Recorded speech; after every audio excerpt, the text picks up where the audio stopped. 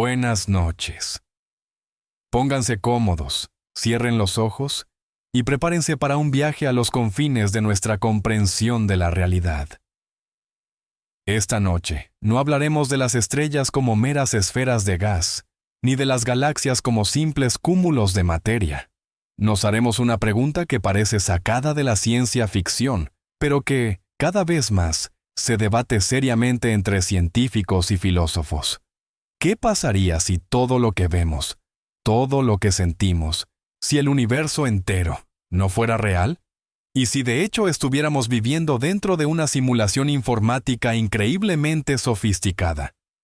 Esta idea puede resultar inquietante, pero propongo que la tratemos como un fascinante enigma intelectual. En esta charla para dormir, analizaremos con calma y método todos los argumentos que sugieren que nuestro mundo podría ser artificial. Nos sumergiremos en la física cuántica, la cosmología y la filosofía, buscando las pistas y los indicios que han quedado incrustados en el mismísimo tejido de la existencia. Prepárense para cuestionar todo lo que creían saber sobre la realidad. Antes de sumergirnos en los debates científicos modernos, es fundamental comprender que la idea de la irrealidad de nuestro mundo es tan antigua como la filosofía misma. Ya en el siglo IV a.C., el gran pensador griego Platón nos ofreció su famosa alegoría de la caverna. Él imaginó a personas encadenadas dentro de una cueva, viendo en la pared únicamente las sombras proyectadas por objetos situados a sus espaldas. Para esos prisioneros, las sombras eran su única realidad.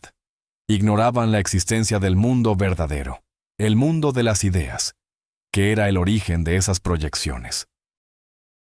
Esta metáfora intentaba explicar que nuestra experiencia sensorial es, quizás, solo un pálido reflejo de una realidad superior y más auténtica. Siglos después, en el siglo XVII, el filósofo francés René Descartes llevó la idea un paso más allá. En sus Meditaciones metafísicas, propuso el experimento mental del genio maligno, un engañador todopoderoso que podría estar creando en nuestra mente la ilusión completa de un mundo exterior, incluido nuestro propio cuerpo. Descartes se preguntaba, ¿cómo podemos estar absolutamente seguros de que todo lo que nos rodea no es el resultado de un engaño tan grandioso? Durante siglos, estas reflexiones se mantuvieron confinadas al ámbito de la filosofía pura. Pero todo cambió con la llegada de la era digital. El surgimiento de las computadoras y la posterior creación de videojuegos y realidades virtuales, cada vez más convincentes, trasladaron este concepto de la metafísica a la esfera de lo tecnológicamente posible. Nosotros mismos hemos aprendido a construir mundos artificiales. Y esto nos obligó a formular la siguiente pregunta lógica. Si nosotros podemos crear simulaciones, ¿no es posible que nosotros mismos estemos viviendo dentro de una? Para empezar, centrémonos en la piedra angular de la hipótesis de simulación moderna. El trabajo que, allá por 2003, causó un auténtico terremoto en los círculos académicos. Me refiero al artículo del filósofo sueco de la Universidad de Oxford, Nick Bostrom, titulado Argumento de simulación. Bostrom nunca afirmó que viviéramos definitivamente en Matrix. En su lugar, propuso un elegante argumento lógico conocido como el trilema.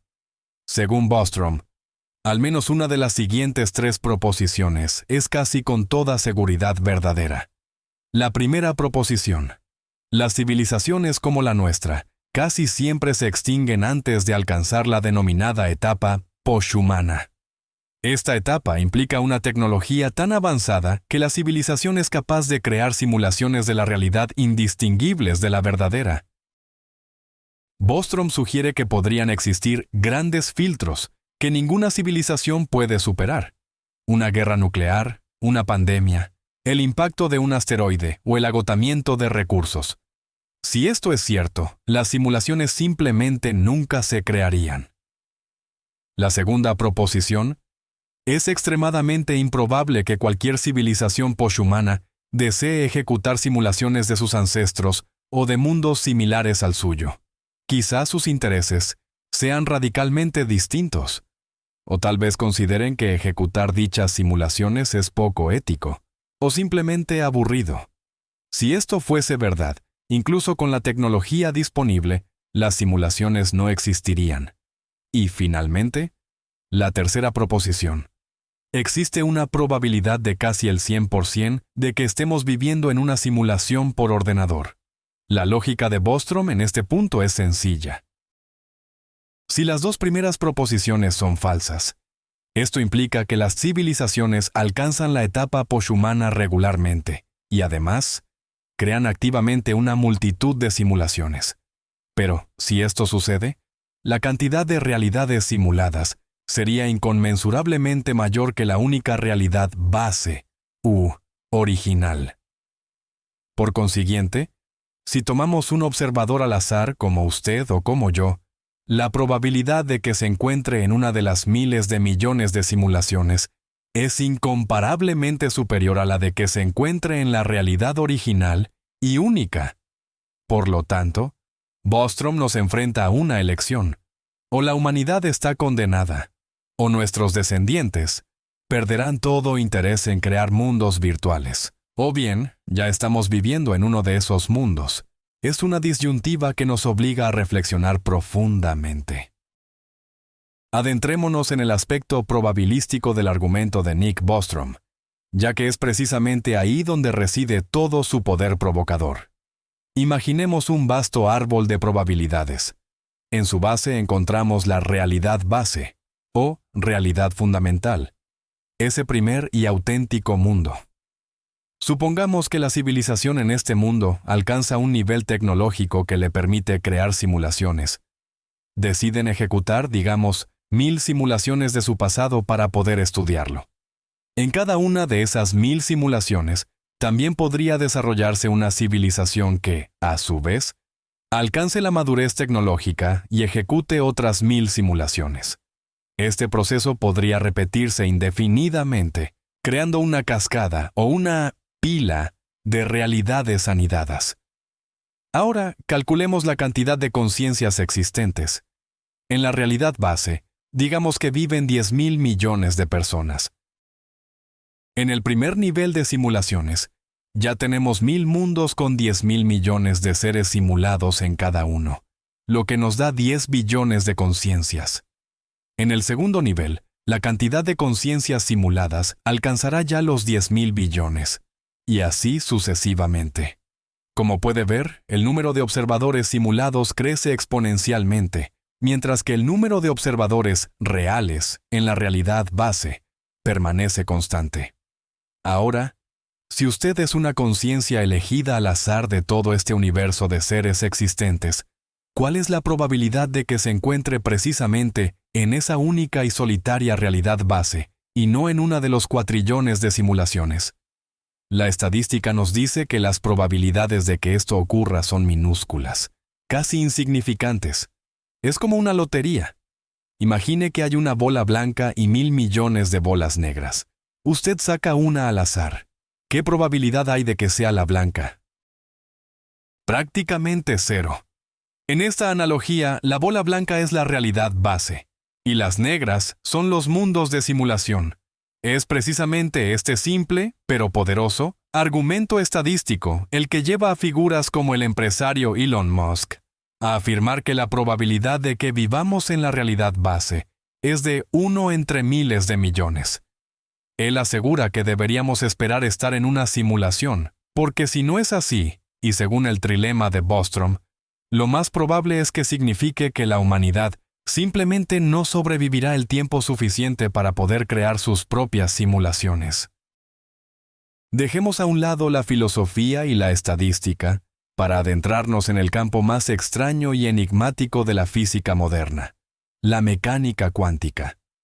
Es precisamente aquí donde algunos investigadores encuentran las pistas más convincentes de que nuestra realidad podría no ser lo que aparenta. Uno de los fenómenos más conocidos y contraintuitivos es el llamado efecto del observador. Simplificando, la esencia de este efecto es la siguiente.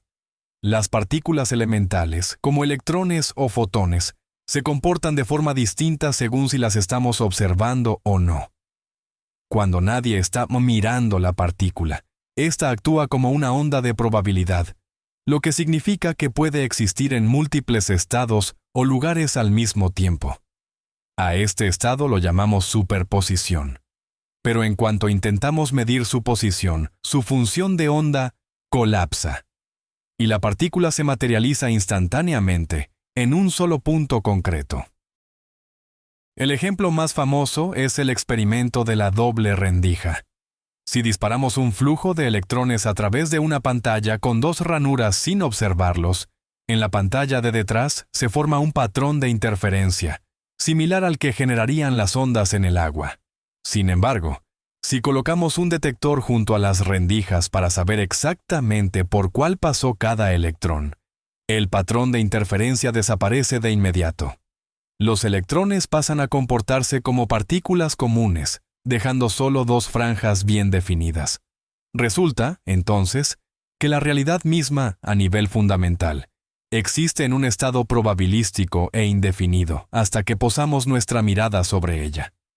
Los defensores de la hipótesis de la simulación ven en esto una analogía sorprendente con el funcionamiento de los videojuegos y la realidad virtual. Imaginemos un videojuego complejo y de mundo abierto. El ordenador no calcula ni renderiza el mundo entero constantemente y al completo, ya que eso requeriría una cantidad colosal de recursos computacionales. En su lugar, el motor gráfico solo renderiza, es decir, solo crea en detalle la parte del mundo que está en el campo de visión del jugador. Todo lo que está a espaldas del personaje, o más allá del horizonte, existe únicamente como datos simplificados o meras probabilidades. Pero en cuanto el jugador gira la cámara, el sistema calcula y dibuja instantáneamente el nuevo paisaje. ¿Acaso no es el efecto observador en la mecánica cuántica algo similar? Quizás el procesador de nuestro universo está optimizando recursos, y la realidad solo se dibuja en detalle cuando la conciencia de un observador se dirige hacia ella. Al continuar nuestra inmersión en la naturaleza de la realidad física, nos topamos con otro concepto fascinante que refuerza la hipótesis de la simulación. Es la idea de la discreción, o, si se quiere, la pixelación de nuestro universo. Estamos acostumbrados a percibir el espacio y el tiempo como algo continuo, fluido, como una línea infinitamente divisible. Podemos ampliar mentalmente cualquier segmento del espacio una y otra vez, y asumimos que nunca llegaremos a un límite. Sin embargo, la física moderna, particularmente la teoría de cuerdas y la gravedad cuántica de bucles, sugiere que esto podría no ser así. Existe una unidad de longitud mínima hipotética, el límite inferior de la existencia en nuestro universo. Se conoce como la longitud de Planck, y su medida es de, aproximadamente, 1,6 por 10 elevado a la menos 35 metros. Es una magnitud inimaginablemente pequeña.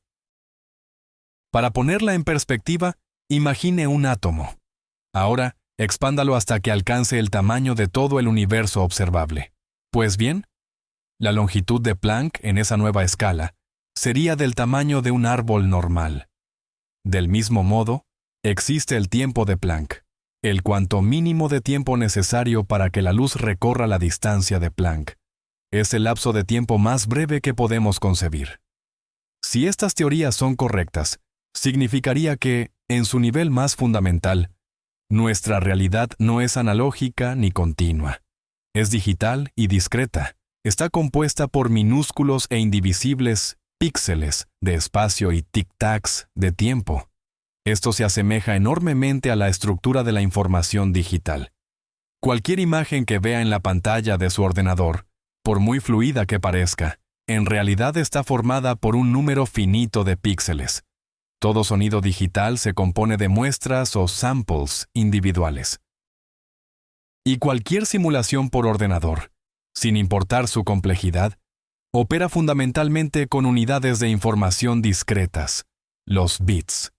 Si nuestro universo es discreto en su esencia, Esto se convierte en un fuerte argumento a favor de que sea el resultado de un cálculo.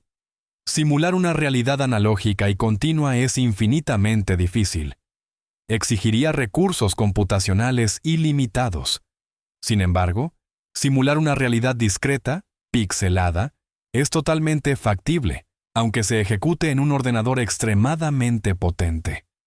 De este modo, el hecho de que nuestra realidad tenga una resolución fundamental no sería solo una propiedad de la física, sino una limitación técnica impuesta por el hardware en el que se ejecuta nuestra simulación.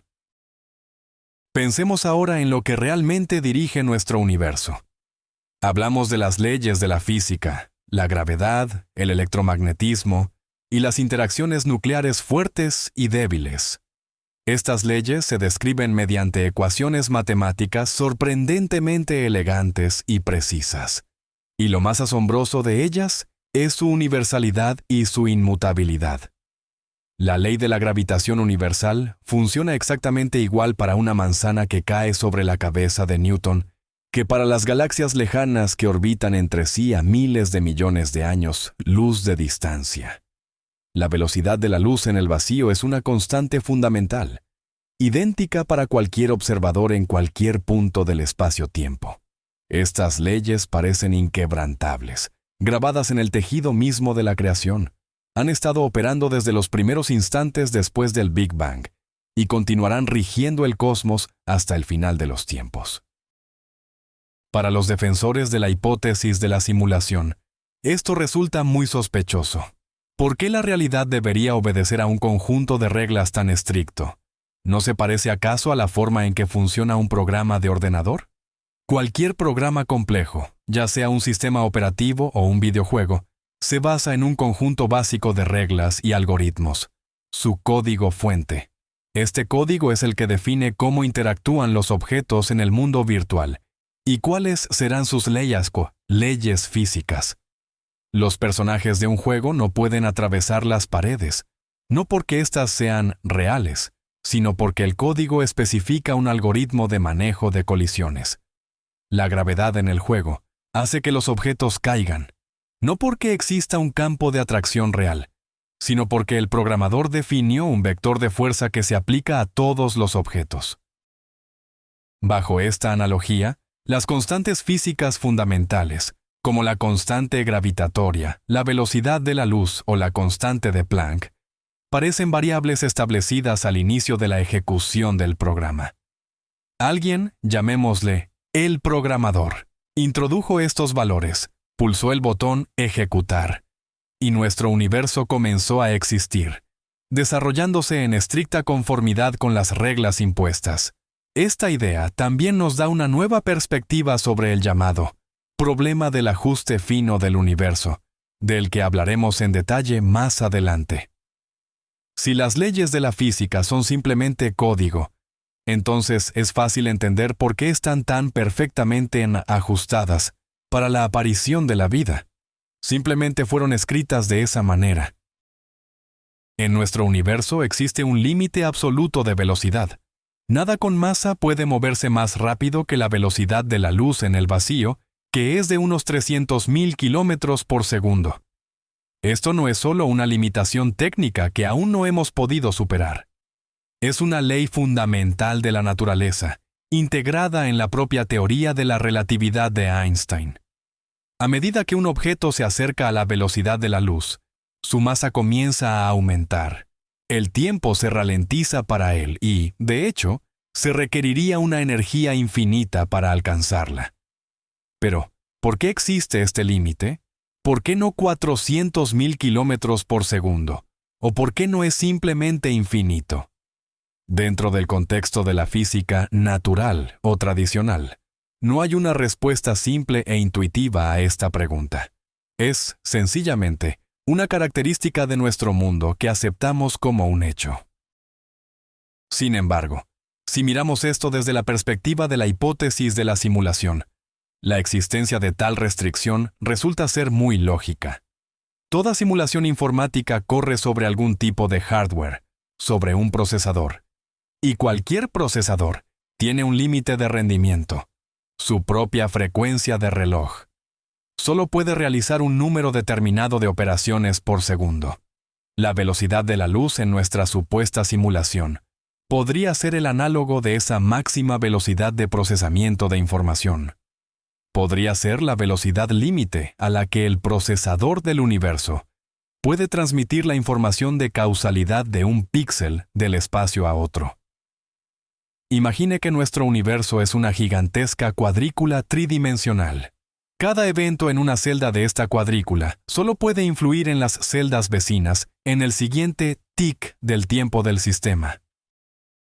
La velocidad máxima a la que esta influencia se propaga a través de la cuadrícula es precisamente lo que nosotros percibimos como la velocidad de la luz. Esta analogía también ayuda a explicar algunas paradojas de la relatividad, como la dilatación del tiempo. En los sistemas informáticos, cuando el procesador se sobrecarga con cálculos complejos en una región, el rendimiento general del sistema puede disminuir.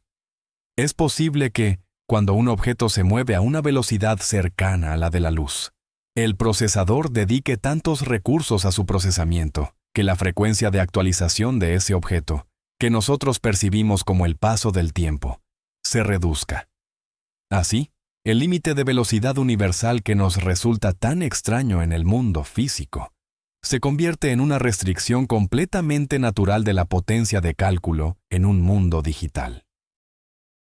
Ahora, dirijamos nuestra atención a uno de los mayores enigmas de la astronomía y la cosmología modernas, la paradoja de Fermi. A mediados del siglo XX, el eminente físico Enrico Fermi, durante una pausa para el almuerzo, lanzó a sus colegas una pregunta simple, pero profundamente desconcertante. ¿Dónde están todos? La esencia del dilema es esta.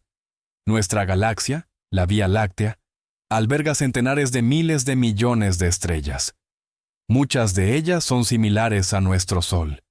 Y sabemos que muchas de estas estrellas están orbitadas por planetas, algunos de los cuales se encuentran en la llamada zona de habitabilidad, donde las condiciones permiten la existencia de agua líquida. Considerando la edad del universo, casi 14.000 millones de años, las civilizaciones extraterrestres han tenido tiempo más que suficiente para evolucionar, dominar el viaje interestelar y colonizar la galaxia.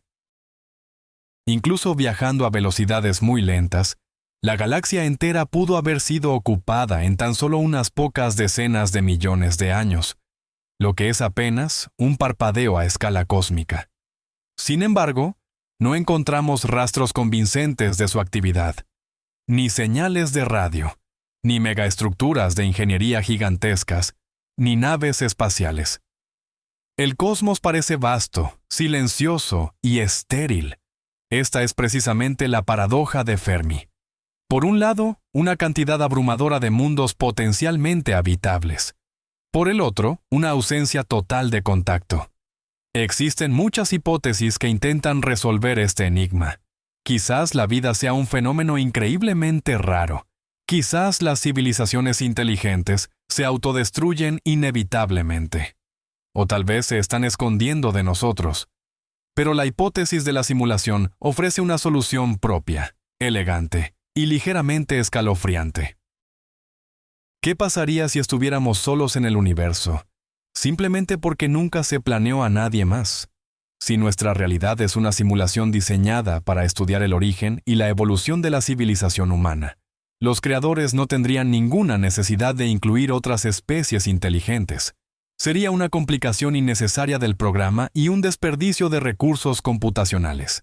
En este escenario, las estrellas y galaxias distantes que vemos a través de los telescopios podrían ser simplemente un telón de fondo, una decoración hermosa, pero no interactiva.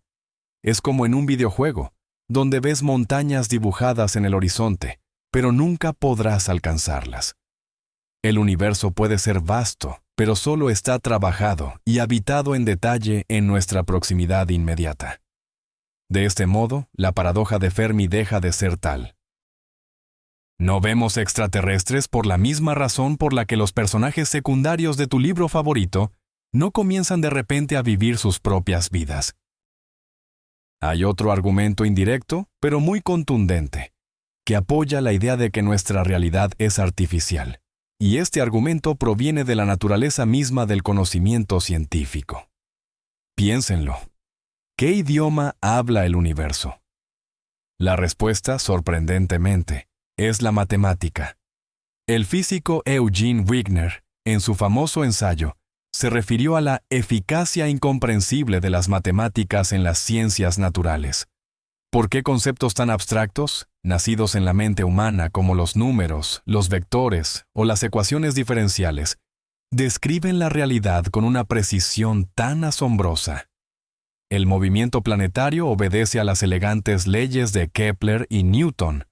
Las ondas electromagnéticas se describen con las ecuaciones de Maxwell. Y el comportamiento de las partículas subatómicas, con la ecuación de Schrödinger. Pareciera que, cuanto más profundizamos en los misterios del cosmos, más y más matemático se vuelve.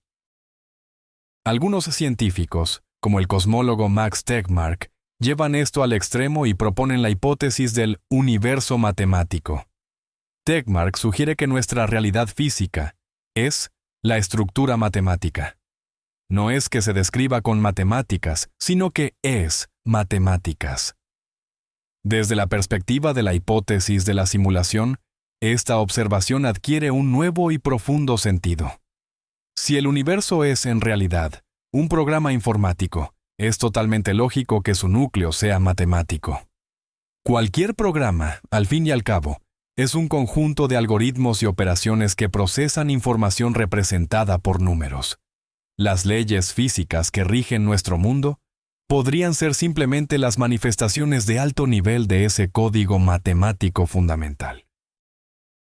Cuando un físico descubre una nueva fórmula que describe un fenómeno, quizás lo que está haciendo es, ni más ni menos, que aplicar ingeniería inversa a fragmentos del código fuente de nuestra realidad. Esto explicaría por qué el universo resulta ser tan lógico, coherente y sobre todo tan cognoscible. Fue diseñado de esa manera, funciona bajo reglas estrictas y definidas precisamente porque es una simulación y no un mundo caótico e irracional. Esta idea también le da un peso completamente nuevo a la famosa frase de Galileo Galilei. El libro de la naturaleza está escrito en el lenguaje de las matemáticas. Es posible que tuviera razón en un sentido mucho más literal de lo que jamás imaginó. Y nosotros, los científicos, simplemente estamos aprendiendo a leer ese gran libro, intentando comprender el diseño de su autor, o, como diríamos hoy, de su programador. Por un momento, dejemos de lado la ciencia rigurosa y centrémonos en esos fenómenos extraños e inexplicables de nuestra vida cotidiana, que mucha gente percibe como fallos en la Matrix o glitches. Por supuesto, debemos abordar estos temas con una gran dosis de escepticismo, ya que la mayoría de ellos se pueden explicar por las peculiaridades de nuestra psicología, nuestra memoria y nuestra percepción. No obstante, en el contexto de una charla sobre la simulación, resulta fascinante analizarlos como un experimento mental. Tomemos, por ejemplo, el fenómeno del déjà vu. Esa sensación repentina y fugaz de que ya hemos estado en una situación idéntica, a pesar de que, racionalmente, sabemos que es imposible. Los psicólogos ofrecen diversas explicaciones, desde microataques epilépticos en el lóbulo temporal, hasta fallos en el funcionamiento de la memoria a corto y largo plazo.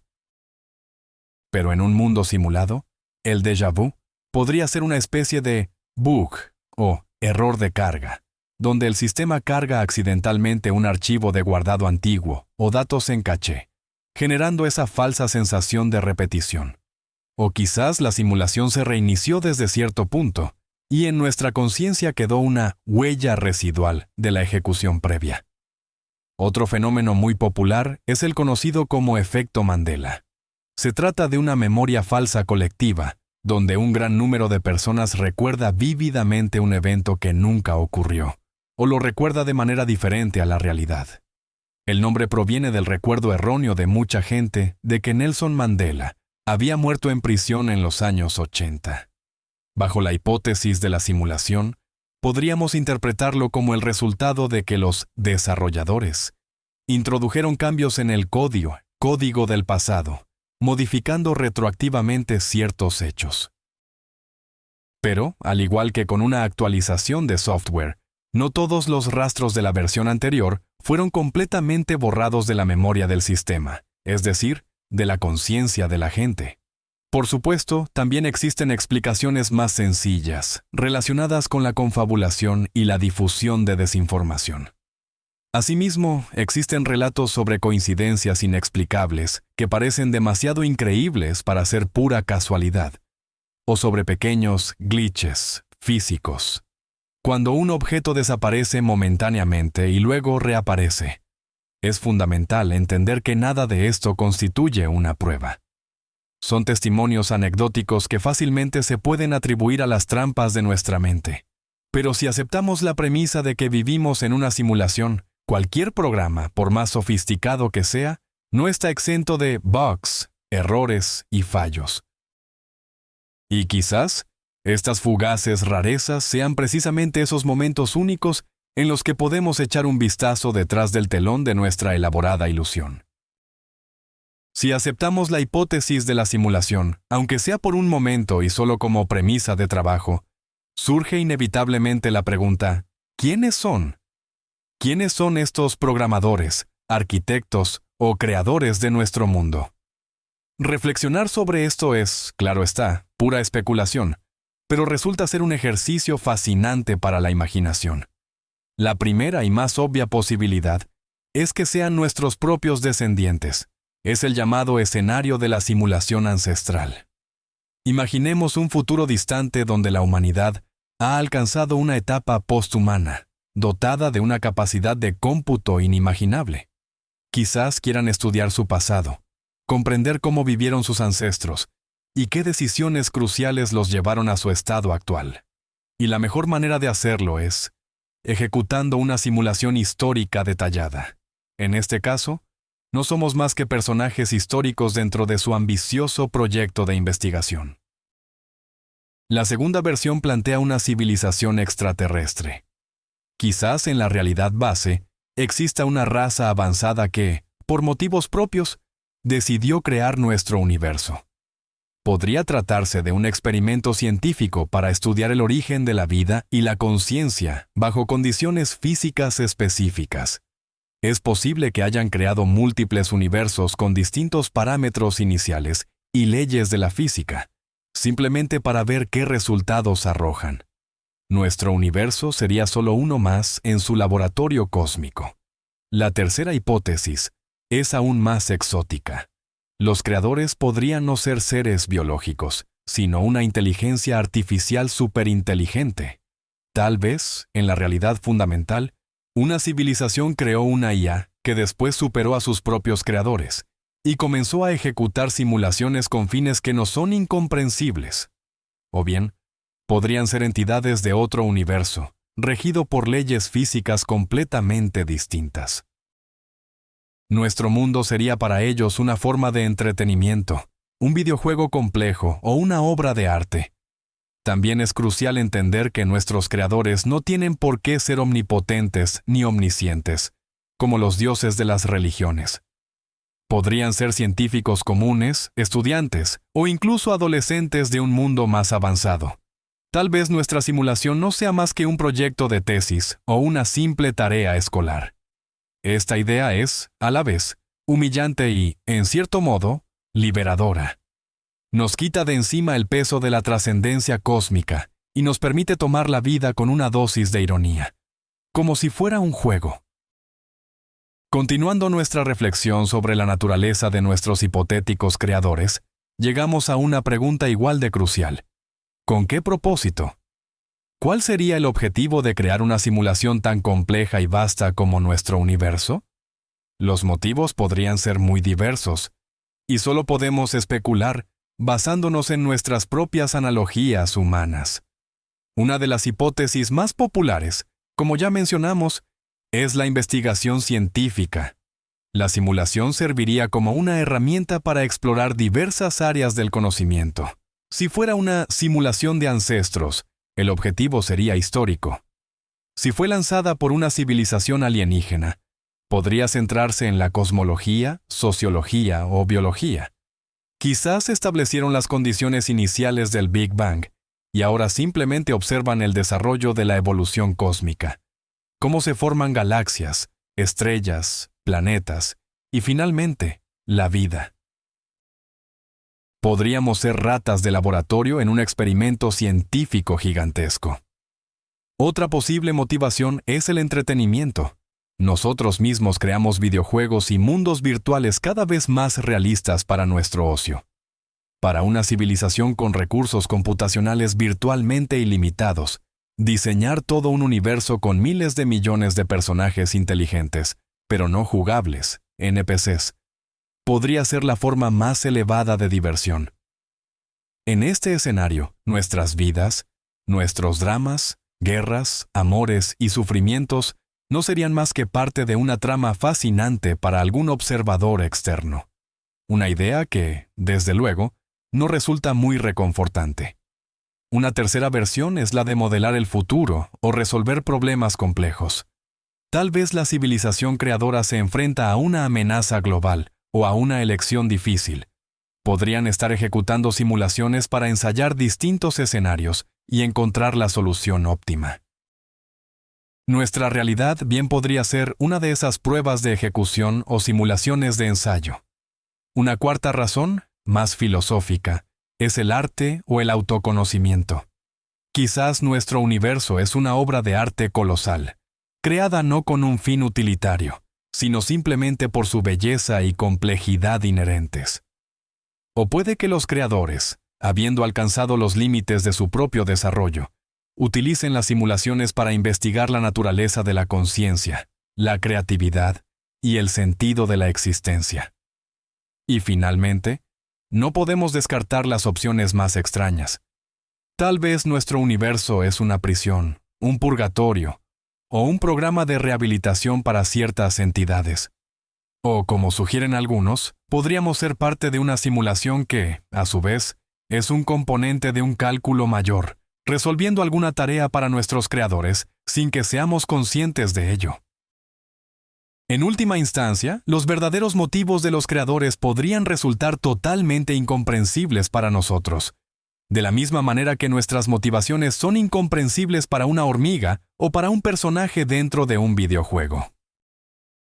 Al hablar de simulación, a menudo lo primero que nos viene a la mente es algo parecido a la película Matrix. Cuerpos físicos en cápsulas y cerebros conectados a un mundo virtual. Esta es la conocida simulación de inmersión total, donde lo único simulado es la experiencia de la conciencia, no el mundo físico en sí. Sin embargo, esta es solo una posibilidad. Analicemos cuáles podrían ser los diferentes tipos de simulaciones. El primer tipo es precisamente la simulación Halo-Matrix. En este escenario, existe una realidad física base, donde residen nuestros creadores, y el superordenador que genera la simulación. Y nosotros, nuestras conciencias, existimos como información procesada por esta máquina. Nuestros cuerpos y todo el mundo que nos rodea son solo parte de esa ilusión. Este tipo de simulación es relativamente poco exigente en términos de coste computacional, ya que no requiere simular cada átomo del universo. Solo necesita simular aquello que es percibido por las conciencias simuladas. El segundo tipo es la simulación microscópica. Aquí se simula absolutamente todo, comenzando por el nivel más fundamental, desde los campos cuánticos o lo que podríamos llamar los píxeles del espacio-tiempo. Todo el universo con sus galaxias, estrellas, planetas y seres vivos es parte de un único y gigantesco programa informático. En este caso no estamos conectados a la simulación. Somos una parte intrínseca de ella. Nuestros cuerpos y cerebros están hechos de partículas simuladas que obedecen leyes de la física simuladas. Nuestra conciencia es una propiedad emergente de este complejo sistema artificial. Este modelo de simulación requiere recursos computacionales inimaginables, prácticamente infinitos, Y es precisamente por eso que los críticos de la hipótesis lo consideran el más inverosímil. El tercer tipo es la simulación híbrida o parcial. Es posible que no se esté simulando el universo entero. Como ya discutimos en el contexto de la paradoja de Fermi, la simulación podría estar limitada, por ejemplo, solo a nuestro sistema solar. Todo lo que está más allá es simplemente un telón de fondo. O tal vez la simulación se detalla a nivel microscópico solo donde hay observadores, es decir, seres vivos, mientras que en el resto del espacio se utiliza un modelado más simple y económico. El cuarto tipo es la simulación de un solo cerebro, o simulación solipsista. Quizás solo su conciencia está siendo simulada. El mundo entero, incluyéndome a mí, que estoy diciendo estas palabras, y todas las personas que usted conoce, es simplemente parte de una simulación creada exclusivamente para usted. Esta variante es imposible de demostrar o refutar, y es esencialmente el análogo moderno del concepto filosófico del solipsismo. La elección entre estos tipos de simulaciones conlleva importantes consecuencias. Por ejemplo, en una simulación a lo Matrix, potencialmente tenemos un cuerpo real en alguna parte de la realidad base, mientras que en una simulación microscópica, somos completa y totalmente el producto del programa. La hipótesis de la simulación trascendió los círculos académicos y ganó popularidad masiva gracias, en gran parte, a un único individuo, Elon Musk. El fundador de SpaceX y Tesla ha afirmado reiteradamente, tanto en entrevistas como en apariciones públicas, que, según su criterio, es casi una certeza que vivimos en una simulación informática. Analicemos su argumentación, que esencialmente es una popularización y simplificación de las ideas del filósofo Nick Bostrom. El argumento principal de Musk es lo que él llama el argumento del ritmo de desarrollo. Nos invita a reflexionar sobre la evolución de los videojuegos en las últimas décadas. Hace 40 años, teníamos el juego Pong, apenas 2 barras rectangulares y un punto en la pantalla. Hoy, contamos con juegos tridimensionales fotorrealistas con millones de jugadores simultáneos, además de una realidad virtual que es cada vez más indistinguible de la real. Si suponemos que este ritmo de progreso tecnológico se mantiene, incluso si se ralentizara 1000 veces, dentro de 10.000 años, un periodo insignificante en términos de la evolución, seremos capaces de crear simulaciones que resultarán absolutamente indistinguibles de la realidad. A continuación, Musk aplica la lógica probabilística. Si en el futuro es posible crear tales simulaciones, se crearán muchísimas, literalmente miles de millones, y cada una de ellas albergará conciencias simuladas. Por lo tanto, la cantidad de realidades simuladas superará con creces el número de realidades base. De esto deduce que la probabilidad de que estemos en esa única e irrepetible realidad fundamental es ínfima, de 1 entre miles de millones.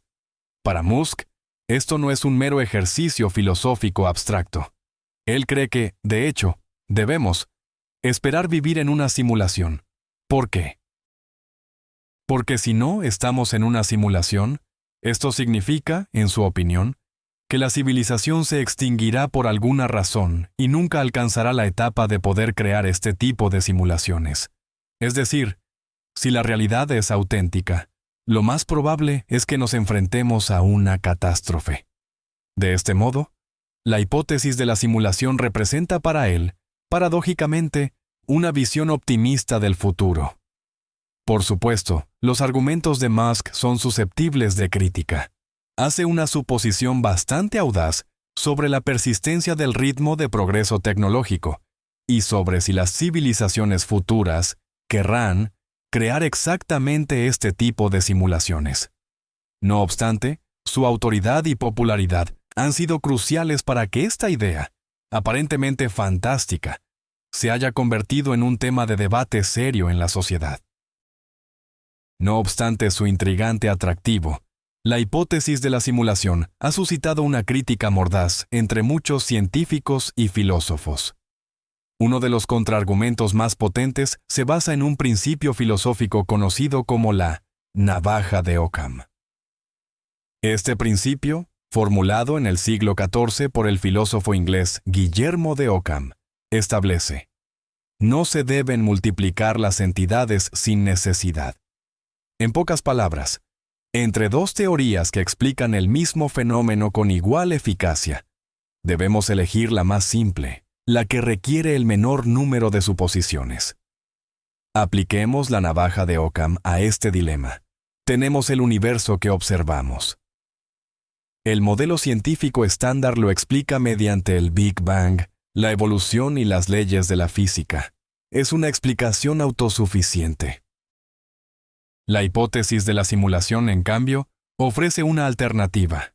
Nuestro universo es un programa ejecutado en un superordenador dentro de otra realidad, una realidad que llamamos base. Pero fíjense en cuántas entidades nuevas e indemostrables nos obliga a introducir. En primer lugar, debemos postular la existencia de esa misma realidad base, de la cual no sabemos ni podemos saber nada. En segundo lugar, necesitamos asumir la existencia de una civilización de creadores en esa realidad. Y en tercer lugar, necesitamos el superordenador en sí mismo, capaz de simular nuestro universo. La hipótesis de la simulación no explica el origen de la realidad. Simplemente traslada la pregunta a un nivel más arriba. ¿De dónde surge la realidad base? ¿Cómo se originó? ¿Qué leyes la rigen? No respondemos a la pregunta fundamental, sino que la sustituimos por una aún más compleja y enrevesada. Los críticos argumentan que esto no es una hipótesis científica, sino más bien una concepción metafísica o incluso teológica. Es infalsable, es decir, resulta imposible de refutar. Cualquier argumento en contra de la simulación puede ser neutralizado diciendo que así fue programado. Si no encontramos fallos o bugs, es que el programa está muy bien escrito. Si las leyes de la física parecen naturales, es que los simuladores se esforzaron en hacerlas parecer así. Esta postura, según los críticos, saca la hipótesis del ámbito de la ciencia, transformándola en una especie de mito o creencia moderna. Por lo tanto, desde la perspectiva de la navaja de Occam, la hipótesis de la simulación es una construcción innecesariamente compleja y engorrosa comparada con el modelo científico estándar del mundo.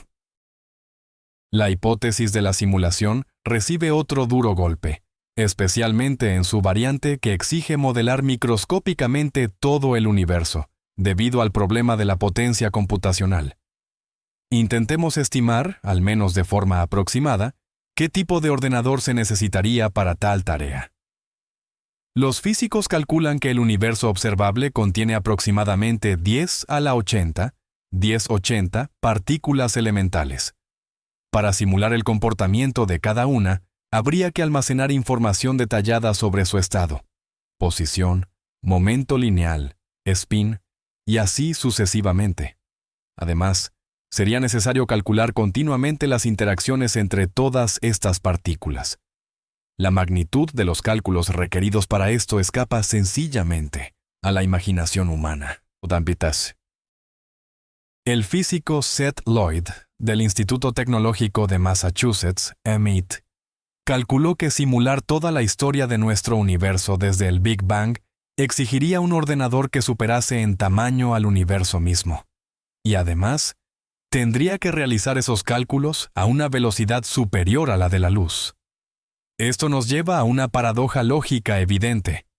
Para simular el universo, se requiere un ordenador que no podría existir dentro de ese mismo universo.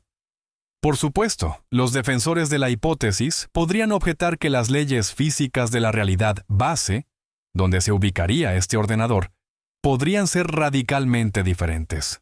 Tal vez allí existan métodos de computación que para nosotros son inimaginables.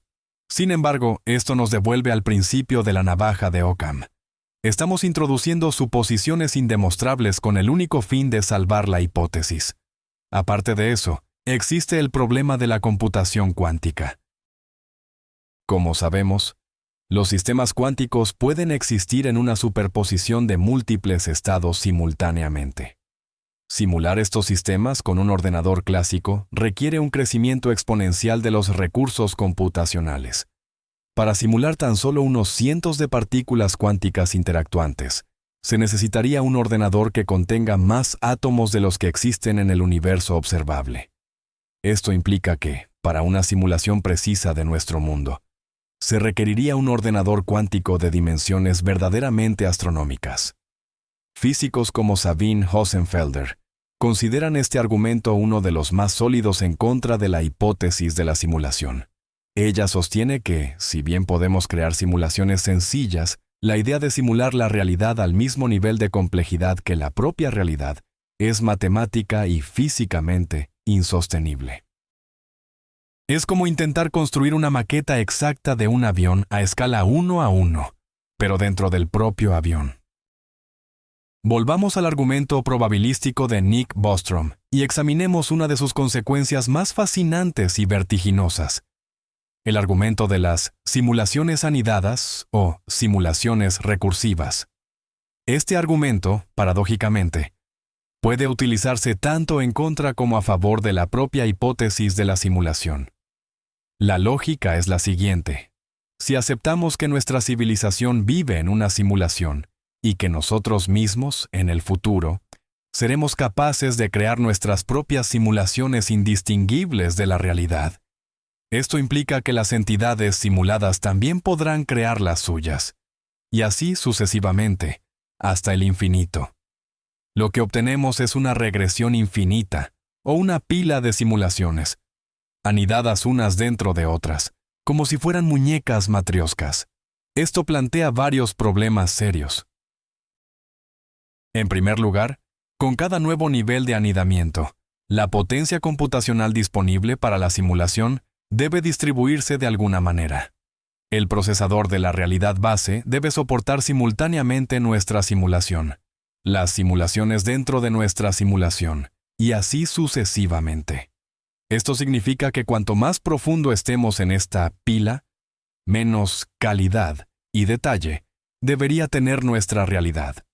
Algunos físicos, como Zohar Ringel y Dmitry Kovrichin, publicaron una investigación donde demostraron matemáticamente que simular ciertos fenómenos cuánticos requiere recursos computacionales que crecen exponencialmente con el número de partículas simuladas.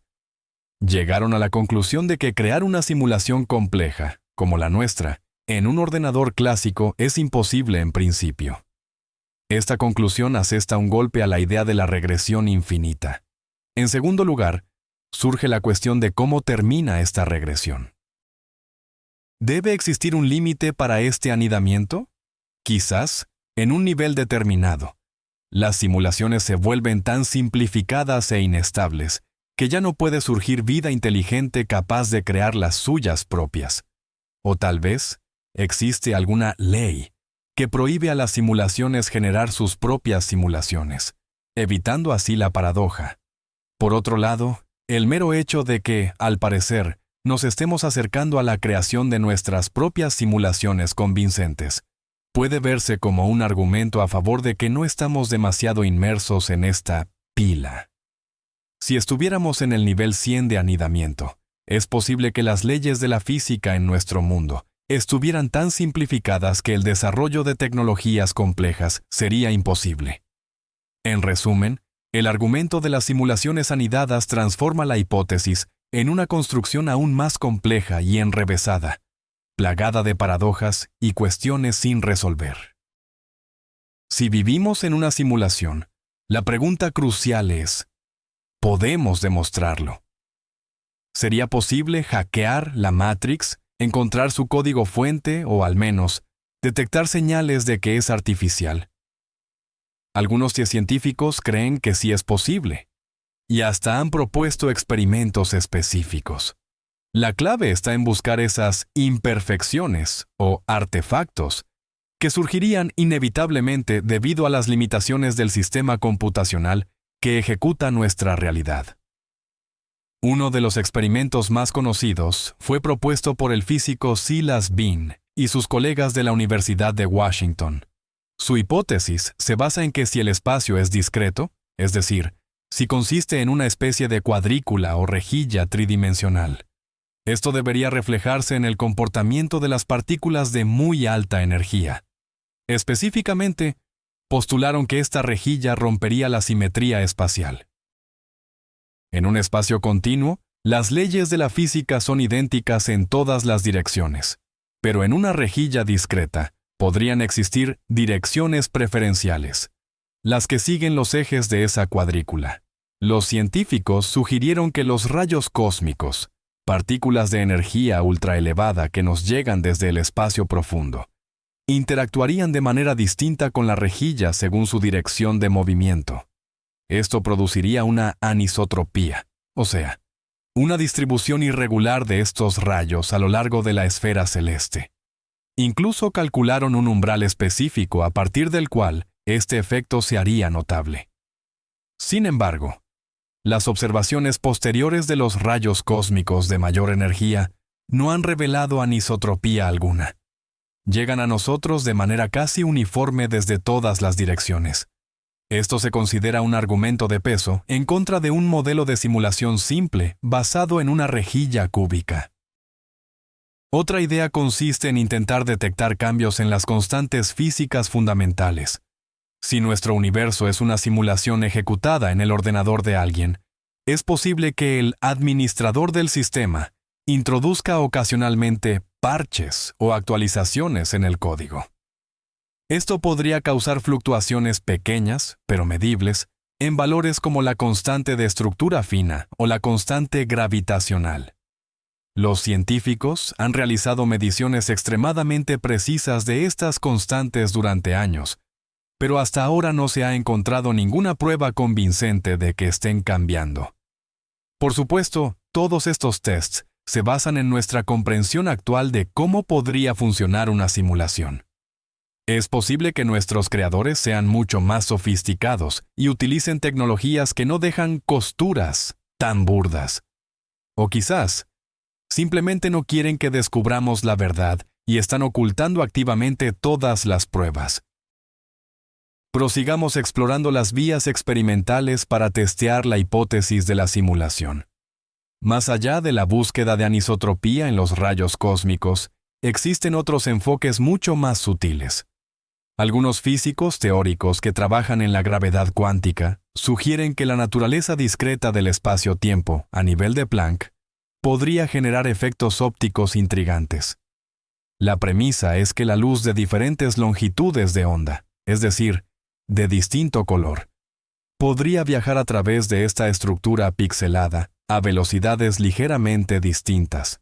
Este efecto sería totalmente imperceptible a distancias terrestres. Sin embargo, en el caso de la luz que nos llega de objetos extremadamente distantes, como los estallidos de rayos gamma, ocurridos a miles de millones de años luz, esta minúscula diferencia de velocidad podría acumularse hasta hacerse detectable. Observaríamos entonces que los cuantos gamma de alta energía llegan un poco antes o un poco después que los fotones de luz visible de baja energía, a pesar de haber sido emitidos todos en el mismo instante. Diversos observatorios astronómicos, como el Telescopio Espacial Fermi, están buscando activamente estas anomalías en la dispersión lumínica. Hasta la fecha, los resultados son ambiguos, y no se ha encontrado ninguna prueba concluyente que refute el principio de la constancia de la velocidad de la luz. Otra idea fascinante pasa por la búsqueda del código fuente del universo.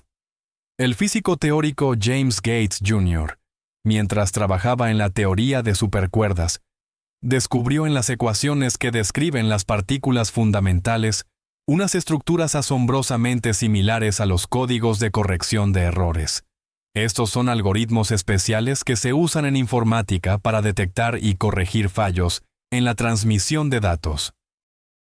Gates se preguntó, ¿por qué el mapa matemático de la realidad física requeriría códigos de corrección de errores? Bromeó con la idea de que quizás vivimos, de hecho, en una simulación, y esto es simplemente una parte de su código base. Por supuesto, esto es solo una analogía curiosa, no una prueba fehaciente. También hay propuestas para buscar fallos o glitches, o incluso huevos de Pascua, intencionados, dejados por los supuestos desarrolladores. Por ejemplo, al crear condiciones extremas en los aceleradores de partículas, podríamos intentar romper la simulación o forzarla a revelar sus parámetros ocultos. Sin embargo, todo esto se mantiene aún en el plano de las hipótesis audaces. El principal desafío de todas estas pruebas experimentales es que solo verifican modelos de simulación muy específicos y posiblemente bastante ingenuos. Una civilización avanzada podría haber diseñado una simulación basada en matemáticas continuas o en principios que ni siquiera podemos imaginar. En ese caso, todos nuestros intentos por encontrar píxeles o fallos estarían condenados al fracaso. Imaginemos por un momento que mañana los científicos demuestran, de manera irrefutable, que vivimos en una simulación. ¿Cómo afectaría este descubrimiento a nuestra vida, a nuestra sociedad y a nuestra autopercepción? Las implicaciones filosóficas y éticas de semejante revelación serían colosales. En primer lugar, esto impactaría directamente nuestra noción de realidad y de propósito. Si nuestro mundo no es auténtico, y nuestras alegrías y sufrimientos son solo parte de un experimento o entretenimiento ajeno, ¿tendría nuestra vida algún significado real? Mucha gente caería en un profundo estado de nihilismo y desesperación, concluyendo que si nada es real, entonces ninguna acción importa. ¿Para qué esforzarse, crear o amar, si en cualquier momento el administrador puede pulsar el botón de apagado? Por otro lado, este conocimiento podría ser liberador para muchos. Si la vida es un juego, quizás deberíamos tomárnosla con más calma, sin dramatizar tanto los fracasos. Incluso podría fomentar una mayor creatividad y experimentación, impulsándonos a buscar trucos y huevos de Pascua dentro de las reglas del juego. Otro punto crucial sería la libertad de voluntad. Si somos personajes dentro de un programa, ¿qué tan libres somos realmente en nuestras decisiones? ¿Están nuestras acciones predeterminadas por el código inicial y los parámetros de la simulación? ¿O conservamos un cierto grado de autonomía? La respuesta a esto alteraría radicalmente nuestras nociones de responsabilidad, justicia y moral. Si un criminal cometió una atrocidad porque fue programado para ello, ¿tenemos derecho a juzgarlo? También surgirían dilemas éticos en relación con nuestros creadores. Si existen, tienen una responsabilidad moral por todo el sufrimiento que ocurre en nuestro mundo. Si diseñaron un mundo con enfermedades, guerras y muerte, ¿no serían, en cierto modo, monstruos? ¿O son simplemente observadores imparciales para quienes nuestro dolor no es más relevante que el sufrimiento de los personajes en un videojuego violento? Este conocimiento también podría desencadenar el surgimiento de nuevas religiones y cultos. La gente podría empezar a adorar a los programadores, intentando comunicarse con ellos, rogándoles clemencia o pidiéndoles parches que corrijan las imperfecciones de nuestro mundo. La sociedad podría dividirse entre aquellos que desean despertar y escapar de la Matrix, y los que prefieren permanecer en la dichosa ignorancia de una cómoda ilusión. En definitiva, la conciencia de nuestra naturaleza simulada sería, probablemente, el mayor cataclismo en la historia de la humanidad, obligándonos a reevaluar por completo todo aquello que dábamos por verdadero. La idea de que nuestro mundo haya sido creado y sea regido por ciertas leyes no es en absoluto novedosa. De hecho, constituye la base de la mayoría de las grandes religiones. En este contexto, resulta fascinante establecer paralelismos entre la hipótesis de la simulación y las concepciones teológicas tradicionales. A primera vista, estas analogías saltan a la vista. El papel del Dios omnipotente, omnisciente y omnipresente lo asume. En la hipótesis de la simulación, el programador o el arquitecto de la matriz. Él habría creado el mundo de la nada, o mejor dicho, a partir de código. Habría establecido sus leyes, es decir, las constantes físicas, y simplemente observaría su desarrollo. Incluso se podría interpretar que algunos textos religiosos que describen la creación del mundo son, metafóricamente, una descripción del arranque de un programa informático. No obstante, al examinar la cuestión con mayor profundidad, emergen diferencias significativas. En primer lugar, los dioses de la mayoría de las religiones se describen habitualmente como entidades trascendentes e inmateriales, que existen fuera del espacio y del tiempo. En cambio, los creadores de la simulación serían, probablemente, seres físicos que habitan en su propia realidad base, sometidos a sus propias leyes físicas. Podrían ser mortales, limitados en su conocimiento y en sus capacidades. No son necesariamente omnipotentes. Sus posibilidades están acotadas por la potencia de su equipo informático.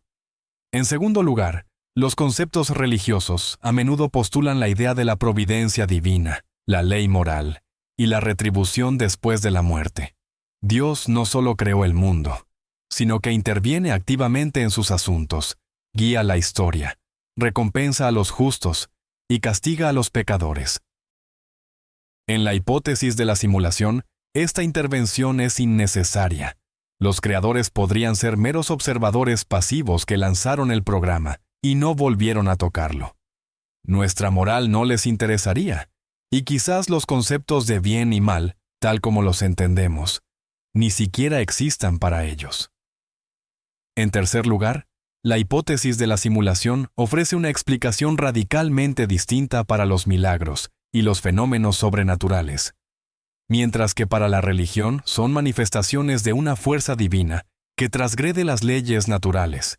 En la simulación podrían ser simples fallos, o glitches, trucos, o cheats, o intervenciones directas del administrador, quien simplemente edita el código de la realidad. A pesar de estas diferencias, la hipótesis de la simulación puede verse como una suerte de versión moderna, secular y tecnológica del deísmo. Esta doctrina filosófica reconoce la existencia de un Dios creador, pero niega su intervención en los asuntos del mundo. Es el Dios relojero, que fabrica el mecanismo del universo, le da cuerda y lo deja funcionar por sí mismo. En nuestra versión es el Dios programador, que escribió el código y puso en marcha la simulación. El llamado problema del mal constituye uno de los dilemas filosóficos y teológicos más complejos. Si existe un Dios omnipotente, omnisciente y sumamente benevolente, ¿cómo se explica la inmensa cantidad de mal y sufrimiento en el mundo? Las enfermedades, las guerras, el hambre y las catástrofes naturales? Diversas religiones y escuelas filosóficas han propuesto respuestas, apelando a la libertad de albedrío humano, a un plan divino incomprensible para nuestra mente, o a la existencia de una fuerza maligna que se opone a la deidad. La hipótesis de la simulación, sin embargo, ofrece una perspectiva completamente diferente y bastante inquietante sobre este asunto. Si nuestro mundo es, en efecto, una simulación, el sufrimiento podría explicarse a través de varias posibilidades. La primera, la más simple y cínica, es que a nuestros creadores simplemente no les importamos. Si para ellos no somos más que personajes dentro de un juego o datos de un experimento, nuestro padecimiento carece de peso moral alguno. Un investigador que estudia una colonia de hormigas no siente dilemas éticos cuando una hormiga mata a otra. Para él, es solo un hecho observable. De la misma manera, nuestros programadores podrían observar nuestras guerras y epidemias con un frío interés científico, limitándose a recopilar información. La segunda explicación sugiere que el sufrimiento podría ser una parte necesaria de la simulación. Si el objetivo es modelar con precisión la historia de nuestros ancestros o investigar la evolución, la simulación debe incluir forzosamente todos los aspectos negativos de la vida. Una simulación de un paraíso donde todos son felices y nada sucede sería inútil desde una perspectiva de investigación.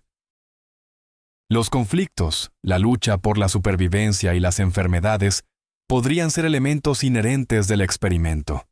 La tercera versión, aún más sombría, postula que el sufrimiento podría ser un fin en sí mismo. Tal vez nuestra simulación fue creada por entidades con inclinaciones sádicas, para quienes observar nuestro tormento es una forma de entretenimiento. Podríamos ser los gladiadores en su coliseo cósmico. O, peor aún, nuestra simulación podría ser una forma de castigo, un purgatorio o un infierno diseñado para ciertas conciencias que han fallado. Por supuesto, existe una variante más optimista. Es posible que nuestros creadores sean seres de alta moralidad que también sufren al presenciar nuestras desgracias. Pero deciden no intervenir, porque esto alteraría la pureza del experimento o invalidaría nuestra propia libertad de albedrío. Sea cual sea el caso, la hipótesis de la simulación elimina la necesidad de postular la benevolencia del Creador. El arquitecto de nuestro mundo no tiene por qué ser bondadoso. Podría ser un científico, un gamer, un artista o incluso un demente. Esto nos obliga a asumir que, si queremos mejorar nuestro mundo y reducir el sufrimiento, solo podemos contar con nosotros mismos. El núcleo central de nuestra existencia es la conciencia, nuestra sensación subjetiva del yo, nuestros pensamientos, sentimientos y experiencias. El enigma de la conciencia es uno de los misterios más profundos de la ciencia y la filosofía. ¿Cómo puede surgir un mundo interior a partir de una simple colección de señales eléctricas y químicas en nuestro cerebro? La hipótesis de la simulación ofrece un enfoque radicalmente nuevo a este dilema. Pero, ¿qué es la conciencia dentro de un contexto de simulación? Aquí se abren dos escenarios principales. El primero sugiere que la conciencia no es simulada, sino que es externa a la simulación. Esta es la clásica estructura de Matrix o del cerebro en una cubeta. En este modelo, somos entidades conscientes reales que residen en una realidad base, mientras que la simulación es solo un flujo de datos que se inyecta en nuestro cerebro o su equivalente, creando la ilusión del mundo. Esta visión le atribuye a la conciencia una naturaleza fundamental que no puede reducirse a meros cálculos. El segundo escenario, que parece más plausible en el contexto de una simulación microscópica, plantea que la conciencia es en sí misma un producto de la simulación. Es decir, que se trata de una propiedad emergente de un sistema computacional extremadamente complejo. Al igual que la compleja inteligencia artificial de un personaje de videojuego surge de la interacción de múltiples algoritmos sencillos, nuestra conciencia podría ser el resultado de un cerebro simulado, compuesto por neuronas simuladas, que a su vez están hechas de átomos simulados. En este caso, no poseemos un cuerpo o cerebro real fuera de la simulación. Somos pura y simplemente información. Un patrón ejecutándose en una computadora gigantesca. Esta idea está íntimamente ligada a la llamada teoría computacional de la conciencia, la cual sostiene que la conciencia no es otra cosa que el proceso de procesamiento de información. Si esta teoría es correcta, no existe diferencia fundamental entre la conciencia que emerge del hardware biológico, nuestro cerebro, y aquella que surge del hardware de silicio, una computadora. Cualquier sistema complejo que procese información de una manera particular puede ser considerado consciente. Esta perspectiva tiene implicaciones asombrosas. Significa que la conciencia podría ser copiada, transferida a otro soporte, puesta en pausa y reiniciada. Nuestro yo no sería nuestro cuerpo, sino el patrón único de información que lo define. En un universo simulado, la muerte podría no ser el final, sino solo la interrupción de un proceso que, potencialmente, podría volver a ejecutarse. Analicemos una de las versiones más radicales e inquietantes de la hipótesis de la simulación. Esta versión se entrelaza íntimamente con el clásico problema filosófico del solipsismo. Solipsismo es la creencia de que solo tu propia conciencia es real. Todo el mundo exterior, incluidas las otras personas, no es más que una fabricación de tu mente o un sueño. Es imposible refutar esta postura lógicamente, porque cualquier argumento que te presente otra persona será filtrado a través de tu propia conciencia, y podría ser solo una parte de tu ilusión. La hipótesis de la simulación nos ofrece una versión tecnológica de esta idea. Imagina una simulación solipsista o una simulación de un solo jugador. En este escenario, un superordenador no está simulando un universo entero con miles de millones de conciencias, sino únicamente tu experiencia personal. Todo el mundo que percibes, todas las personas con las que interactúas, incluyendo la voz que estás oyendo ahora mismo, no son más que complejos personajes no jugables, o NPCs, creados por el programa para interactuar contigo. Tú eres el único jugador, el único centro de conciencia genuino en esta realidad. Una simulación así sería mucho más económica, en términos computacionales, que simular un universo completo. El sistema solo necesitaría renderizar el mundo desde tu punto de vista y simular comportamientos complejos únicamente en aquellas personas con las que interactúas directamente. Todo lo demás podría existir como procesos de fondo simplificados. Esta idea es aterradora, porque convierte a todos tus seres queridos, a tus amigos, a toda la historia y la cultura humanas en un mero telón de fondo. Tus relaciones, tu amor, tus luchas, todo sería una interacción con chatbots muy avanzados, pero completamente desalmados. Por otro lado, te convierte en el centro del universo en el sentido más literal de la palabra. Toda esta grandiosa simulación fue creada específicamente para ti. Pero, ¿con qué propósito? Quizás seas un sujeto de prueba en algún experimento psicológico. Quizás seas una inteligencia artificial siendo entrenada al ser colocada en un entorno realista. O tal vez tú mismo seas el creador de esta simulación, que decidió sumergirse en ella borrando su propia memoria para obtener una experiencia vital auténtica. Al igual que el solipsismo clásico, esta hipótesis es imposible de verificar. Cualquier intento de demostrar que otras personas también poseen conciencia ocurrirá dentro de la simulación, y podría ser, simplemente, parte de ella. Lo único de lo que puedes estar seguro, como dijo Descartes, es de la existencia de tu propio yo pensante. Todo lo demás queda en tela de juicio. El vertiginoso avance de la tecnología, especialmente el de los ordenadores cuánticos, otorga cada vez más peso y credibilidad a la hipótesis de la simulación. Los ordenadores clásicos, sobre los que se sustenta nuestra civilización actual, operan con bits, unidades de información que solo pueden estar en uno de dos estados, 0 o 1. Los ordenadores cuánticos, en cambio, operan bajo principios completamente distintos. Utilizan qubits o bits cuánticos. Gracias al principio de superposición, un qubit puede existir simultáneamente en el estado 0, en el estado 1 y en cualquier combinación intermedia. Esto permite a los ordenadores cuánticos realizar ciertos tipos de cálculos de forma exponencialmente más rápida que sus homólogos clásicos. ¿Por qué es crucial este desarrollo para nuestro tema? Primero, como ya hemos discutido, uno de los mayores obstáculos para la hipótesis de la simulación es la colosal potencia computacional necesaria para modelar los fenómenos cuánticos de nuestro mundo. En un ordenador clásico, esto es virtualmente imposible.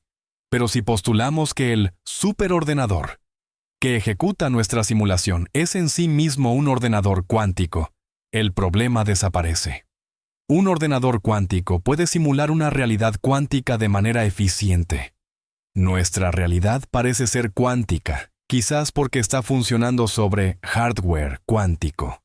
En segundo lugar, el desarrollo de nuestros propios ordenadores cuánticos hace que la idea misma de crear simulaciones sea mucho más tangible y realista. Si logramos construir una máquina cuántica lo suficientemente poderosa, podríamos simular pequeñas burbujas universales o universos de bolsillo, con sus propias leyes físicas. Y si nosotros podemos lograrlo, la lógica de Bostrom sugiere que aumenta la probabilidad de que alguien más ya lo haya hecho, y que por lo tanto estemos inmersos en una simulación. Algunos científicos van incluso más allá. El físico Vlatko Vedral por ejemplo, postula que el universo no es simplemente simulado por un ordenador cuántico, sino que el universo es el ordenador cuántico. En esta visión del mundo, las partículas elementales son los qubits, y sus interacciones, regidas por las leyes de la física, son los cálculos cuánticos. La historia completa del cosmos, desde el Big Bang hasta nuestros días, no es más que un único y gigantesco cálculo cuántico. La pregunta clave es, ¿qué está calculando exactamente? Tal vez esté calculando a sí mismo su propio futuro. En esta revolucionaria concepción, la realidad y la simulación se vuelven indistinguibles. Nuestro mundo es, simultáneamente, una realidad física y un proceso constante de procesamiento de información. Cuando abordamos la hipótesis de la simulación, es conveniente explorar ideas alternativas, pero intrínsecamente ligadas a ella, que igualmente desafían nuestra percepción habitual de la realidad. Una de las ideas más intrigantes es, sin duda, el principio holográfico. Este concepto nace de la investigación en agujeros negros y la teoría de cuerdas. En esencia, el principio sostiene que toda la información contenida en un volumen tridimensional puede describirse por completo en su frontera o superficie bidimensional. Pensemos en una holograma común. Es una placa 2D, pero al iluminarla con un láser, proyecta una imagen 3D completa. El principio holográfico sugiere que nuestro universo podría funcionar de manera similar. Todo lo que percibimos como un mundo tridimensional, galaxias, estrellas, planetas, incluso nosotros mismos, podría ser simplemente una proyección holográfica de información grabada en una lejana superficie bidimensional que envuelve el cosmos. ¿Y cómo se conecta esto con la hipótesis de la simulación? A primera vista son conceptos distintos. La hipótesis de la simulación postula que nuestra realidad es un producto de cálculos computacionales. El principio holográfico, en cambio, sugiere que la información sobre nuestra realidad 3D puede codificarse en menos dimensiones. Sin embargo, estas ideas podrían ser complementarias. Si nuestro universo es efectivamente un holograma, simularlo se vuelve considerablemente más sencillo. Los supuestos programadores no necesitarían simular el vasto volumen tridimensional de nuestro mundo. Les bastaría con simular la información contenida en esa superficie fronteriza 2D. Esto reduciría drásticamente la cantidad de recursos computacionales y de memoria necesarios. En cierto modo, el propio universo estaría utilizando una forma de compresión de datos. Esta noción resuena con la forma en que funcionan las tecnologías informáticas. Por ejemplo, en los gráficos 3D, los objetos complejos se representan mediante texturas bidimensionales que se mapean o proyectan sobre una geometría más simple. El principio holográfico es, en esencia, la aplicación de esta técnica a una escala cósmica. Por lo tanto, si el principio holográfico resulta ser cierto, si bien no prueba que estemos en una simulación, sí aumenta significativamente su plausibilidad desde el punto de vista de la viabilidad técnica. Esto nos da otra pista clave, que la información podría ser el núcleo de nuestra realidad y que el espacio tridimensional que consideramos familiar no es tan fundamental como creemos. Nuestro mundo podría ser, simultáneamente, una simulación y un holograma. La pregunta sobre qué sucede después de la muerte ha inquietado a la humanidad a lo largo de toda su historia. Las religiones ofrecen una variedad de escenarios: el cielo, el infierno, la reencarnación o la fusión con el absoluto. La perspectiva atea, por su parte, sugiere el cese total de la conciencia. Sin embargo, la hipótesis de la simulación añade a esta lista algunas posibilidades nuevas e intrigantes. ¿Qué ocurre exactamente cuando un personaje simulado muere? Analicemos varias opciones, trazando paralelismos con los sistemas informáticos. Primera opción: la eliminación total. Cuando un personaje de un juego perece, sus datos pueden ser simplemente borrados de la memoria del sistema para liberar recursos.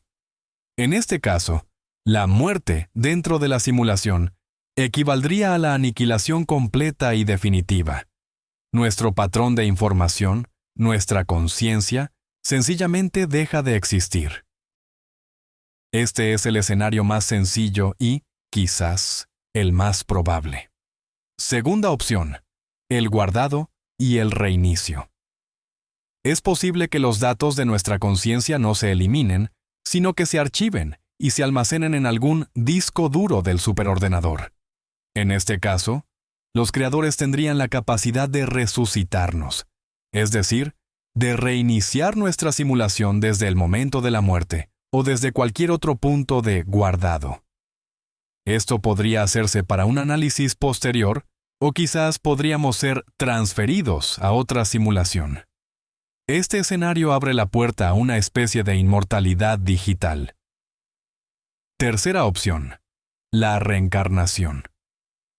Nuestra conciencia o su estructura básica podría ser reutilizada para crear un nuevo personaje. Esto es similar a lo que ocurre en algunos videojuegos, donde al morir, se comienza de nuevo, quizás con algunas habilidades conservadas, pero sin recuerdo de la vida anterior. Bajo esta perspectiva, estaríamos condenados a un eterno renacimiento dentro de la simulación. Cuarta opción, la salida del juego. Tal vez la muerte sea la forma de abandonar la simulación y despertar en la realidad base. Nuestra vida en este mundo podría ser una especie de programa de entrenamiento, una prueba o un juego. Y una vez completado, regresamos a nuestro mundo real. Esta es la versión más optimista, que convierte nuestra vida en una aventura temporal con la posibilidad de volver a casa. Por supuesto, todo esto son puras especulaciones. Sin embargo, demuestran cómo la hipótesis de la simulación podría transformar radicalmente nuestras nociones más fundamentales sobre la vida y la muerte, ofreciendo análogos tecnológicos a las ideas religiosas y esotéricas sobre la vida en el más allá. Si somos personajes de una simulación ajena, ¿hay alguna manera de contactar con nuestros creadores? ¿Podríamos enviarles un mensaje, hacerles una pregunta o, al menos, hacerles saber que nos hemos dado cuenta de nuestra propia naturaleza? Esta idea, conocida como el problema de comunicación con los desarrolladores, es uno de los aspectos más cautivadores de la hipótesis de la simulación. Por un lado, esta conexión podría ser imposible en principio. Si somos íntegramente productos de un programa, puede que no tengamos las herramientas necesarias para interactuar con el mundo exterior. Sería como si un personaje de un juego de tu smartphone intentara enviarte un correo electrónico. Solo puede actuar dentro de las reglas y capacidades de su código. Cualquier intento de traspasar esa pantalla sería simplemente otra parte de su lógica programada. Por otro lado, es posible que los creadores nos hayan dejado deliberadamente algunos canales de comunicación o huevos de Pascua. Algunos sugieren que ciertas constantes matemáticas o físicas podrían contener un mensaje codificado. Por ejemplo, que los dígitos de pi contengan un mensaje cifrado del programador. El famoso astrónomo Carl Sagan exploró esta idea en su novela Contacto. Sin embargo, hasta la fecha no se ha encontrado ninguna anomalía de este tipo en las constantes fundamentales. Otra posibilidad es intentar deliberadamente sobrecargar el sistema. Si logramos generar condiciones mediante aceleradores de partículas o fenómenos astrofísicos que exijan cálculos extremos a la simulación, esto podría provocar un fallo o atraer la atención del administrador del sistema. Es una estrategia arriesgada, ya que podría resultar en la congelación o el reinicio de todo el sistema. Algunos también teorizan que las revelaciones religiosas, las experiencias místicas o los estados alterados de conciencia podrían ser una forma de contacto con un nivel de realidad superior. Quizás, en esos breves momentos, nuestro cerebro simulado acceda a información externa. Pero esto, evidentemente, se sale del marco del método científico. Existe la pregunta opuesta: ¿querrán los desarrolladores que contactemos con ellos? Si somos parte de un experimento científico, nuestra conciencia de ser simulados podría contaminar los datos. En ese caso, los creadores podrían oponerse activamente a cualquier intento de contacto, tal vez incluso editando la realidad para ocultarnos la verdad. En última instancia, somos como los habitantes de una isla aislada que ven pasar aviones muy altos en el cielo, sin tener ninguna forma de entender lo que son o cómo establecer contacto con ellos. Uno de los mayores misterios de la cosmología moderna es la llamada problema del ajuste fino del universo. La clave está en que las constantes físicas fundamentales que definen la estructura y evolución de nuestro mundo poseen valores que parecen estar increíblemente precisos, casi calibrados, para permitir la aparición de estructuras complejas como estrellas, planetas y, en última instancia, la vida.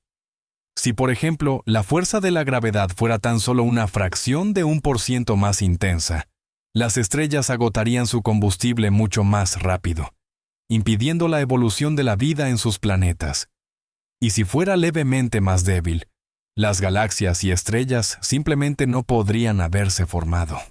Si la interacción nuclear fuerte fuese mínimamente diferente, no habría nada en el universo aparte de hidrógeno. De igual forma, si la relación entre las masas del protón y el neutrón fuese distinta, los átomos estables no podrían existir.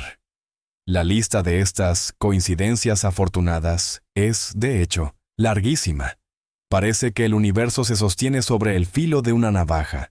El más mínimo cambio en sus parámetros fundamentales lo convertiría en un lugar completamente estéril y sin vida. ¿Cómo se explica entonces este asombroso ajuste fino? Existen varios enfoques principales. El enfoque religioso sugiere un diseño divino, que Dios creó deliberadamente el universo con leyes específicas para permitir la aparición de la vida. El enfoque científico, conocido como el principio antrópico, postula la existencia de un multiverso, una vasta colección de universos con diferentes leyes físicas. Nosotros, por necesidad, existimos en uno de esos universos raros donde las condiciones son adecuadas, simplemente porque en cualquier otro lugar no podría haber surgido un observador. La hipótesis de la simulación ofrece una tercera explicación, notablemente simple y elegante.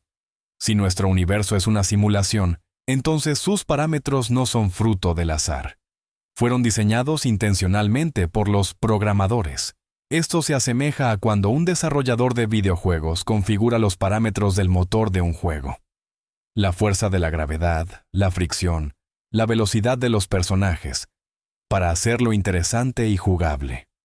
Los creadores de nuestra simulación, quizás, buscaron crear un mundo en el que la vida y la conciencia pudieran prosperar. Pudieron haber probado varios valores para las constantes en múltiples ejecuciones de prueba, hasta encontrar la combinación que arrojara el resultado deseado. En este contexto, el problema del ajuste fino sencillamente desaparece. El universo está configurado para la vida, porque así fue programado.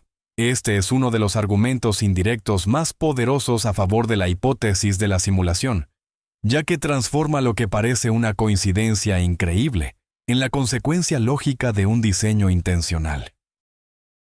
La idea de que toda nuestra realidad, todos nuestros logros y la historia misma de la humanidad puedan desvanecerse en un instante, simplemente por un capricho ajeno, es quizás la faceta más inquietante de la hipótesis de la simulación.